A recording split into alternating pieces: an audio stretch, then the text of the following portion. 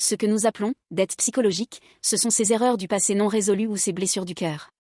C'est un fardeau qui pèse toujours sur un coin de notre esprit, comme une dette impayée. Nous essayons d'alléger ce poids par l'exercice ou les voyages, mais la culpabilité et les regrets qui surgissent soudainement ne semblent jamais diminuer. Des pensées comme « je n'aurais pas dû faire ça » ou « si seulement cela n'était pas arrivé » alourdissent nos épaules. Pourtant, Jean le Baptiste a proclamé avec force en regardant Jésus « Voici l'agneau de Dieu, qui ôte le péché du monde ». C'est un cri d'espérance qui signifie « Celui qui portera tout le fardeau de votre vie à votre place est arrivé ». Ici, le mot grec « ern », traduit par « ôter » ou « porter », a un sens très intéressant. Il ne signifie pas seulement effacer le péché, mais il contient l'image de « soulever un fardeau et l'emporter au loin ». C'est précisément ainsi que la Bible présente Jésus. Comme l'agneau de la Pâque de l'Ancien Testament, il est venu mourir à notre place pour les péchés de l'humanité et pour nos souffrances.